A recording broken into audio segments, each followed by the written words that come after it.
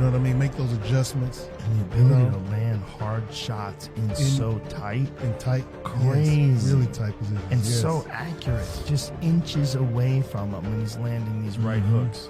Yeah. Oh my God, what a performance. Yeah. Bud Crawford, just won his debut at 154. Said if the money's right, we'll fight. Everybody wants that fight. What do you feel about that matchup? People saying the weight, all this stuff. How do you feel about that? You know, everybody wants to fight me. Everybody calling me out and everything. And you know, like I say, I have nothing to win with Crawford. Joe Rogan has shared his insight on the potential Canelo Alvarez versus Terence Crawford fight. This fight is right at the top of the list of the most anticipated fights. Two of the best fighters on the planet with completely different styles going head-to-head. That's the kind of fight fans dream about, and who better to dive into the details of this hypothetical matchup than Joe Rogan, the UFC commentator and combat sports fanatic. Broke down how this fight could play out if you've ever... Everybody keeps bringing up Canelo. I think that's weird, you know, because you'd have to gain, like, what, 20 pounds? Yeah.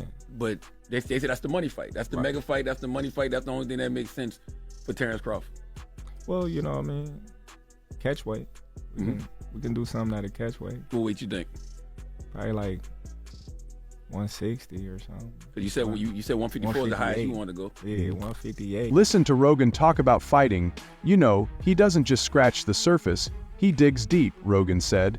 That Canelo is a serious fighter, diving right into what makes the Mexican superstar so special. He's got this insane head movement, brutal body shots, and the kind of power that makes guys rethink their careers. Rogan went on to explain how Canelo's approach in the ring is all about control. Heard Turkey Al-Sheikh say that he sent you an offer, possibly to face Crawford for coming up here. Is that true, or what happened with that? No, I don't have any offer. And look, I'm 100% focused on this fight, and then we'll see. He doesn't rush. He breaks guys down piece by piece, and those body shots are career-ending. Rogan believes that if Crawford gets trapped on the inside, Canelo's going to make him pay. But even Rogan admits that Canelo has some vulnerabilities, especially against slick boxers who know how to stay out of range. When Rogan turned to Crawford, you could hear the admiration in his voice. Rogan said that Crawford is just brilliant. He's one of those fighters who can do it all. Fight southpaw, fight orthodox, adjust on the fly. What are the differences between them? Canelo's strong and is easily hit. Very easily hit, very easily. Yeah. Compared to when I fought against Crawford, I couldn't even hit clean. Yeah. So really, that's the difference. And they both hit hard.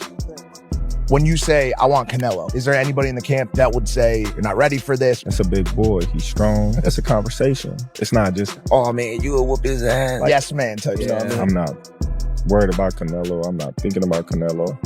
I'm just focused on Israel Magomedov. In a small way, is this a stepping stone to your dream fight? I don't look at fights as stepping stones. It's about... He's like a chess grandmaster there, as per Rogan. Moreover, Rogan highlighted Crawford's speed and precision as his biggest weapons. This guy doesn't just land punches, he lands them exactly where he wants to, and his footwork, it's like he's floating. He knows how to control distance better than almost anyone. The big question, Rogan pointed out, is whether Crawford can handle the size and power of someone like Canelo. Crawford's been moving up in weight and he's looked great. But Canelo, he's a tank.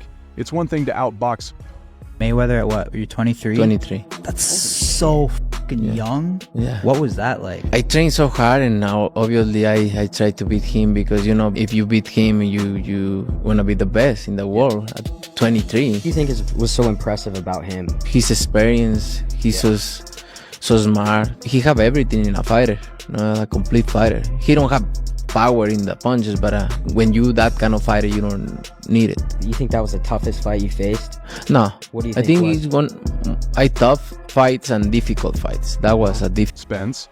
But Canelo's pressure and power are a whole other animal when it came to picking a winner. Rogan didn't take the easy way out, but he didn't plant his flag either. He said that it could go either way. If they fight at a catchweight, Crawford might have the edge because he won't be carrying too much extra weight. But if it's at super middleweight, that's Canelo's territory.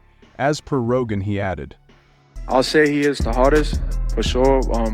One of the fighters that hit very hard was Angulo.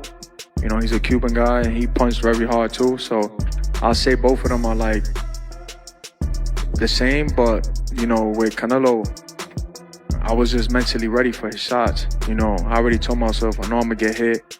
I know I'm gonna get hit on my chin, but it's, you know, I gotta bite down on my mouthpiece and push. You know, and look what happened in the third round. I got hit with a left hook. I dropped. We'd be practicing in camp the whole time, you know, keeping my right hand to my chin. And I wound up just moving, and he connected right on my chin. And you see how I punched my glove. You know, that's like a thing for me when I, you know, my last time when I got dropped, I was punching my gloves. 'Cause I'm like, damn, I got hit with a shot. I'm not supposed to be on the floor. But, you know, it comes to boxing. You know, the greats done got dropped, you know, got hurt. But it's about how you come back and respond. World Mexico versus Puerto Rico. Saul Canelo Alvarez versus the chosen one, Edgar Berlanga. That this is one of those fights where you don't even care who wins, you just want to see two masters of their craft go at it. It'd be insane in 2023. Canelo Alvarez inked a blockbuster $100 million contract with PBC, a move anticipated to propel the promotion to new heights of global dominance, spanning 3 high-profile bouts. The agreement concluded with his September 2024 showdown against Definition of boxing. Please look up the definition of boxing, the martial arts of boxing, and then come back with your opinion. Because boxing is not all about knocking somebody out. Yes, that's part of it. That can happen, but boxing is a sport where you can outpoint somebody too. That's why they go to the scorecard. I appreciate that take, bro. That's real educated, man, real thoughtful. But, you know, you ain't had a decision win in a long time, bro. You know, you known for, like, being a great finisher. So I appreciate that. But that ain't... Edgar Berlanga. While the deal aimed to solidify PBC's standing among the elite boxing organizations, the outcome fell far short of its lofty ambitions. Although Canelo cruised through all 3 bouts and secured his $100 million payday, the expected financial windfall for PBC never materialized. His carefully chosen opponents, Joel Charlo Jaime and Berlanga, fell short of generating the explosive pay-per-view numbers required to validate such a hefty investment rather than elevating revenue. Dentro del blanco, conmigo rojos y negros. Su peso oficial, 107 libras. This for all the nut huggers, the bud nut huggers, the bud butt buddies. You see that? You see that? We see that. You understand me? You see what that say? Jamel Charlo what is the WBA junior middleweight champion in recess? Jamel Charlo is the WBC junior middleweight champion in recess. Nah, man. Virgil Ortiz Jr. is the WBC intern junior middleweight champion. Nah, man. So make it make sense. People gotta make it make sense. Charlo's still a big dog there. Yeah, that's my camera behind me. Charlo's still a big dog there. So a lot of people need to get their facts straight. Understand? Opinions don't matter. It's all facts. No opinions. Sport podcast.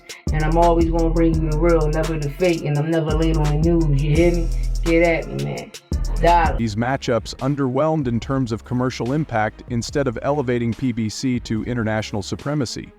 Canelo's choices have only deepened its financial despotism. Multiple reports indicate that PBC is now burdened with an immense $900 million debt, with few, if any, paths toward recovery.